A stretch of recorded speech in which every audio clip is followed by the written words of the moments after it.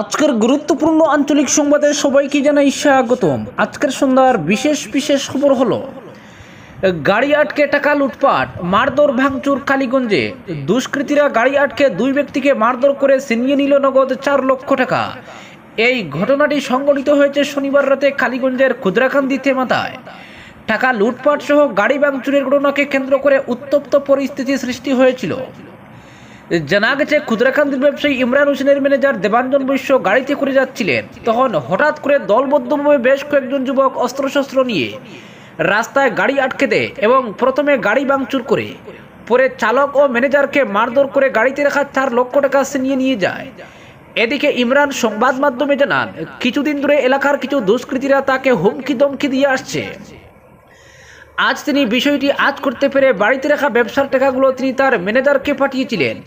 তিনি বলেন, দুষ্কৃতীরা গাড়িতে তাকে ভেবে হামলা চালায় এবং নগদ টাকাগুলো লুটপাট করে। ঘটনার পরিপ্রেক্ষিতে 12 জনকে অভিযুক্ত করে কালীগঞ্জ পুলিশ ফাঁড়িতে একটি মামলা দায়ের করেছেন ইমরানের ম্যানেজার দেবাঞ্জন বৈশ্য। ঘটনার খবর পেয়ে করিমগঞ্জ থেকে কালীগঞ্জে ছুটে আসেন সদর থানার ওসি বিবেক চেত্রী। পুলিশ ঘটনার তদন্ত শুরু করেছে বলে জানা গেছে।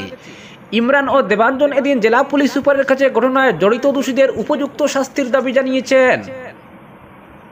অপরদিকে সোনাবাড়িঘাট ফেরিঘাট বাজারে পার্কিং করা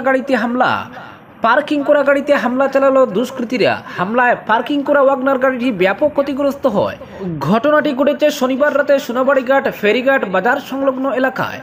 ঘটনার বিবরণ দিতে গিয়ে গাড়ির মালিক তথা দক্ষিণ কৃষ্ণপুরের বাসিন্দা বিলাল আহমেদ জানান, শনিবার রাত 10:30 নাগাদ ফেরিঘাট বাজারে জাতীয় সড়কের পাশে গাড়ি রেখে বাগপুর গিয়েছিলেন তিনি।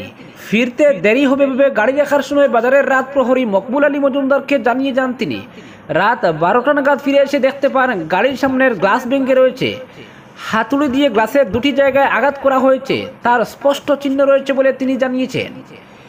এরপর রাত প্রহরী মকবুলকে ডেকে কিভাবে ঘটল তা জানতে চাইলে মকবুল জানায়, সে হয়তো অন্যদিকে পাহারায় থাকাকালীন হয়তো কোনো গাড়ির চাকার ঘর্ষণে পাথর ছিটকে পড়ে এই ঘটনা ঘটেছে বলে মনে করেন। কিন্তু বিলাল আহমেদ রাত প্রহরীর কথা মানতে নারাজ, কেননা গাড়িতে হাতুড়ির আঘাত স্পষ্ট রয়েছে। বিষয়টি বাজার কমিটিরও নজরে এনেছেন বলে জানান বিলাল। আরও বলেন, তার গাড়ির উল্টো পাশে আরও একটি গাড়ি রয়েছে, সেই গাড়ি কিন্তু অক্ষত ছিল। উদ্দেশ্য প্রণোদিতভাবে দুষ্কৃতীরা তার গাড়িতে হামলা চালিয়েছে বলে অভিযোগ করেন। তিনি বলেন, এই ঘটনার তদন্ত চেয়ে আইনের আশ্রয় নেবেন। অপরদিকে থার্মোকল ককশিট দিয়ে উড়োজাহাজ উড়ল আকাশে। শাহাবাদের স্কুল শিক্ষক এখন নেট দুনিয়ায় ভাইরাল। থার্মোকল ককশিট দিয়ে হুবহু উড়োজাহাজ বানিয়ে আকাশে উড়িয়ে তাক লাগিয়ে দিলেন এক স্কুল শিক্ষক। রিমোট কন্ট্রোলের সাহায্যে আকাশে উড়ল উড়োজাহাজটি। হাইলাকান্দি জেলার শাহাবাদ বাজারের এই শিক্ষকের এমন প্রতিভা এখন ভাইরাল। শাহাবাদ প্রথম খণ্ডের বাসিন্দা পেশায় প্রাথমিক স্কুল শিক্ষক আলী হোসেন চৌধুরীর এই অবিশ্বাস্য বৈজ্ঞানিক দক্ষতা নেট দুনিয়ায় ছড়িয়ে পড়েছে। শিক্ষক আলী হোসেনের এমন দক্ষতাকে অনেকে স্যালুট জানাচ্ছেন। উড়োজাহাজ বানিয়ে আকাশে উড়াবেন, এটি ছিল তার দীর্ঘদিনের এক লালিত স্বপ্ন, কিন্তু সময় সুযোগে আর হয়ে ওঠেনি। দীর্ঘ 6 মাস থেকে এর পেছনে লেগেছিলেন। স্কুল বন্ধের দিন এবং রাতে এর পেছনে সময় ব্যয় করতেন। অবশেষে সফল হলেন। যার নাম দিলেন এয়ার ইন্ডিয়া A390 এয়ারবাস, যার বাহির দেখতে কোনো কম নয় এয়ার ইন্ডিয়ার ফ্লাইট থেকে। একদম হুবহু এয়ার ইন্ডিয়ার স্টিকার লাগানো রয়েছে। 5 ফুট বাই 5 ফুট এই বিমানে রয়েছে signal light, radar, aileron, elevator, remote control transmitter, receiver, BLDC motor, 2টি প্রোপেলার, 5টি সার্ভো মোটর, 2টি ESC speed controller, servo tester, battery, 3টি ল্যান্ডিং গিয়ার। শনিবার পরীক্ষামূলকভাবে উড়োজাহাজটিকে ফ্লাই করানো হয়। যদিও গ্রামের ভিতরে রিমোট কন্ট্রোলের মাধ্যমে উড়োজাহাজটিকে উড়ানোর চেষ্টা সফল হয়। বাড়ির সামনে থাকা পূর্ত সড়ককে রানওয়ে বানিয়ে যথারীতি রানওয়ে দিয়ে বিমান আকাশে উড়িয়ে দিলেন তিনি। কিন্তু সুপারি গাছে ধাক্কা লেগে মাটিতে লুটিয়ে পড়ে। তবে শিক্ষক আলী হোসেনের কথায় আজকের ফ্লাইওভার ছিল সম্পূর্ণ পরীক্ষামূলক। এখনও অনেক কাজ বাকি আছে। বাকি কাজগুলো সম্পূর্ণ হয়ে গেলে আনুষ্ঠানিকভাবে এই বিমানকে ফ্লাই করানো হবে। অপরদিকে দলেশ্বরীতে তলিয়ে যাওয়া রেল ট্র্যাক সংস্কারে নামতেই বাধার মুখে বিভাগ। উত্তর পূর্ব রেলের শিলচর ভৈরবী রুটের দক্ষিণ হাইলাকান্দির দলেশ্বরী নদীতে তলিয়ে যাওয়া বিধ্বস্ত রেল ট্র্যাক দ্রুত সংস্কারের কাজে নামতেই বিরাট বাধার মুখে পড়ে রেল বিভাগ। স্থানীয় জনগণ গ্রামীণ সড়ক দিয়ে বাড়ির যানবাহন চলাচলে বাধা দিতে পথ অবরোধে নেমে পড়েন। গত শুক্রবারেও পথ অবরোধ করে রেখেছিলেন। অবশেষে অবরোধ মুক্ত করতে পুলিশ CRPF মোতায়েন করা হয় কিল্লারবাগ গ্রামে। এ নিয়ে শনিবার কিল্লারবাগ গ্রামে এক উত্তপ্তকর পরিস্থিতির সৃষ্টি হয়। উল্লেখ্য, গত 21 আগস্ট থেকে শিলচর ভৈরবী রুটে রেল চলাচল বন্ধ রয়েছে। যার ফলে মিজোরাম রাজ্যে রেল যোগাযোগ পুরোপুরি বিচ্ছিন্ন হয়ে পড়েছে। দ্রুত রেল পরিষেবা চালু করতে উত্তর পূর্ব রেল বিধ্বস্ত রেল লাইন সংস্কারে ব্যাপক তৎপরতা চালিয়ে যাচ্ছে। দলেশ্বরী নদীতে রেলের ট্র্যাক তলিয়ে যাওয়ায় সেখানে নির্মাণ সামগ্রী পৌঁছাতে পারছে না রেল বিভাগ, যার ফলে কিল্লারবাগ গ্রামের ওই গ্রামীণ সড়কটি দিয়েই নির্মাণ সামগ্রী বহন করতে হচ্ছে রেল বিভাগকে। সড়কটির উপর দিয়ে জেসিবি, বুলডোজার সহ পাথর বোঝাই লরি চালানো হয়। সড়কটি চলাচলের অনুপযোগী হয়ে যাচ্ছে, আর এতেই ক্ষেপে যান জনগণ। শনিবার বিক্ষুব্ধ জনতা কিল্লারবাগ গ্রামের ওই গ্রামীণ সড়ক দিয়ে বাড়ি যানবাহন ঢুকতে বাধা দেন। তারা সংবাদ মাধ্যমকে জানান, দীর্ঘদিনের দাবির পরিপ্রেক্ষিতে MGNREGAর প্রকল্প জড়িয়ে কোনো মতে সিসি ব্লক দিয়ে রাস্তাটি তৈরি করা হয়েছে। ওই সড়কের উপর দিয়ে পাথর বোঝাই ট্রাক ও বাড়ি যানবাহন চলাচল করলে সড়কটি চলাচলের অনুপযোগী হয়ে পড়বে। রেল লাইনের পাশ দিয়ে অস্থায়ী সড়ক তৈরি করে কাজ করতে পারতেন ঠিকাদার, কিন্তু তা না করে গ্রামীণ সড়ক দিয়ে ভারী যানবাহন ঢুকিয়ে রাস্তাটা বরবাদ করে দিচ্ছেন। ফলে তারা পথ অবরোধ করেন। পরে রামনগর থানার পুলিশ বিক্ষুব্ধ জনতাকে বুঝিয়ে সুঝিয়ে পথ অবরোধ মুক্ত করে। ছাত্র সংস্থা আসুর নেতা কমরুল ইসলাম স্থানীয় জনতার পক্ষ থেকে কয়েকটি দাবি উত্থাপন করে বলেন, যেহেতু রেল বিভাগের সামগ্রী বহনের রাস্তাটি একেবারে অকেজো হয়ে পড়বে, তাই রেল বিভাগকে পুনর্নির্মাণ করে দিতে হবে। সেই সঙ্গে রেল লাইনের মধ্য দিয়ে একটি টানেল নির্মাণ করে দেওয়ার দাবি উত্থাপন করে বলেন, বর্তমানে রেল লাইনের পূর্ব দিকে ত্রিগঙ্গা সহ 3টা গ্রাম রয়েছে। এসব স্কুল ছাত্রছাত্রীদের রেল লাইন অতিক্রম করে স্কুলে আসা যাওয়া করতে হয়। ফলে ওখানকার জনগণের স্বার্থে একটি টানেল নির্মাণের দাবি জানান কমরুল ইসলাম। অপরদিকে পুলিশের উপর হামলা চালিয়ে অভিযুক্তকে ছিনিয়ে নিল সঙ্গীরা। আমতলায় মামলাকারীকে বেধড়ক মারপিট। পুলিশের উপর হামলা চালিয়ে অভিযুক্তকে ছিনিয়ে নিয়ে গেল তার সঙ্গীরা। শুধু পুলিশের গাড়ির ভেতর থেকে অভিযুক্তকে ছিনিয়ে নেওয়াই নয়, পুলিশের সামনেই বেধড়ক মারপিট করা হয়েছে মামলাকারীকে। এই ঘটনায় পুলিশকে নিজের প্রাণের ভয়ে ঘটনাস্থল থেকে পালিয়ে আসতে হয়েছে। এরপর সেখানে চলে প্রচণ্ড মারপিট। চাঞ্চল্যকর এই ঘটনাটি ঘটেছে কাটিগড়ার ভারত বাংলাদেশ সীমান্তবর্তী আমতলা বাজারে শনিবার রাত 8:30 নাগাদ।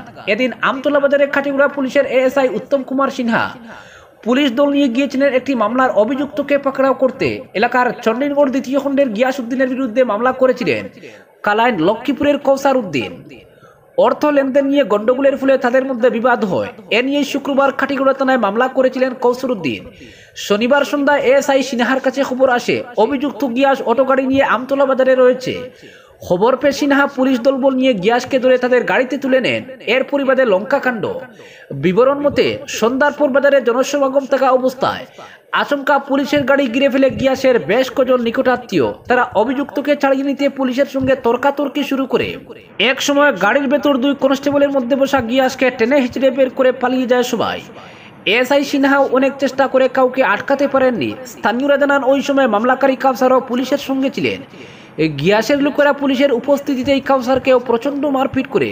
পুলিশ তখন গিয়াসের খুঁজে আর না গিয়ে কাউসারকে উদ্ধার করে থানায় ফিরে আসে। পরে থানায় দাঁড়িয়ে আহত কাউসার জানান, পুলিশের হাত থেকে আসামিকে ছিনিয়ে নিয়ে গেছে অভিযুক্তের দল এবং তাকে প্রাণে মারার চেষ্টা করে। বছর কয়েক আগে তার বাবাকে ওইভাবে কুপিয়ে হত্যা করা হয়েছিল বলে কাউসার উল্লেখ করেছেন। এদিকে আমতলা বাজারের তীব্র উত্তেজনা চলা অবস্থায় পুলিশ সেই স্থান ছেড়ে চলে আসার পরই সেখানে শুরু হয় প্রচণ্ড মারপিট। গিয়াসের স্বজনরা কাউসারের বাড়িতে চড়াও হয়। এতে কাউসারের এক সম্পর্কিত ভাই আলী হোসেনের মাথা ফেটে যায়। পরে স্থানীয়রা তাকে কোনো মতে উদ্ধার করে থানায় নিয়ে আসেন। পুলিশ আহত আলী হোসেনকে হাসপাতালে পাঠায়। ওই মারপিটে আরও বেশ কয়েকজন আহত হয়েছে বলে জানা গেছে। অন্যদিকে থানা থেকে ASI উত্তম সিনহা ফের আমতলা বাজারে গেলেও কোনো লাভ হয়নি। ততক্ষণে মারপিট থেমে গেছে। সংবাদ মাধ্যমের কাছে আসামি গিয়াসকে দুষ্কৃতীদের ছিনিয়ে নিয়ে যাবার কথা স্বীকার করে ASI সিনহা বলেন, মামলার তদন্ত শুক্রবারই তিনি করে এসেছিলেন। শনিবার নির্ভরযোগ্য খবরের ভিত্তিতে অভিযুক্তকে ধরতে গিয়েছিলেন আমতলা বাজারে। ধরেও ছিলেন আসামি গিয়াসকে, কিন্তু গাড়িতে তোলার পর যখন থানার উদ্দেশ্যে রওনা হবেন তখনই বিপত্তি ঘটে যায়। কিছু লোক এসে গিয়াসকে নিয়ে যেতে জোরাজুরি শুরু করে। একসময় ওই ব্যক্তিরা গাড়ির ভেতর থেকে অভিযুক্তকে নিয়ে যেতে সক্ষম হয়। মারপিটের ঘটনা নিয়ে শনিবার রাতে আহত আলী হোসেন মোট 3 জনকে অভিযুক্ত করে এক মামলা দায়ের করেছেন। অভিযুক্তরা হচ্ছেন গিয়াস উদ্দিন, শাহাবুদ্দিন ও বাবুল উদ্দিন। তবে আসামি ছিনিয়ে নেবার ঘটনায় পুলিশ কোনো মামলা করেছে কিনা তা এখনো পর্যন্ত জানা যায়নি। অপরদিকে আসামের বর্তমান পরিস্থিতি ও শান্তি সম্প্রীতি এবং সুরক্ষার দাবি নিয়ে আসাম পুলিশের উপসঞ্চালক হীরেন চন্দ্রনাথের সঙ্গে সাক্ষাৎ করেন মুসলিম রাষ্ট্রীয় মঞ্চের এক প্রতিনিধি দল। শনিবার সন্ধ্যায় গুয়াহাটির কার্যালয়ে মঞ্চের আসাম প্রদেশ কমিটির উপসভাপতি মাওলানা MN হানিফ লস্কর, করিমগঞ্জ জেলা কমিটির সভাপতি বুরহানুদ্দিন ও উপসভাপতি শাহাবুদ্দিন আহমেদ উপসঞ্চালকের সঙ্গে সাক্ষাৎ করে এক লিখিত পত্র তুলে দেন। সাক্ষাৎকারে এম.এন. হানিফ লস্কর বর্তমান রাজ্যের পরিস্থিতির কথা তুলে ধরে পুলিশ প্রশাসনকে সোচ্চার হতে দাবি রাখেন। তাছাড়া মাদক পাচারের কথা উল্লেখ করে পুলিশকে আরও সক্রিয় হওয়ার দাবি জানান। বিশেষ করে বরাক উপত্যকার জেলাগুলোর সঙ্গে বহির্রাজ্য যথাক্রমে মণিপুর, মিজোরাম ও ত্রিপুরা সীমান্ত এলাকাগুলোতে আরও কড়া পদক্ষেপ করার আহ্বান রাখেন।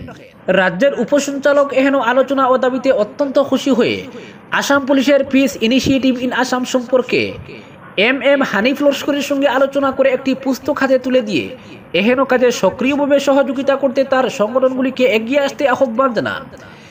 এদিকে সাংবাদিকদের জানান, আসাম তথা উত্তর পূর্বাঞ্চলের শান্তি, সম্প্রীতি ও সুরক্ষার স্বার্থে কাজ করা আমাদের সবার নৈতিক দায়িত্ব। এই হিসাবে সঞ্চালকের সঙ্গে সাক্ষাৎ করে মুসলিম রাষ্ট্রীয় মঞ্চ তিনি শান্তি সম্প্রীতি রক্ষার জন্য এবং মাদক মুক্ত সমাজ গঠনের সবাই এগিয়ে আসতে অনুরোধ রাখেন। আজকের বিশেষ সংবাদ এখানেই সমাপ্ত।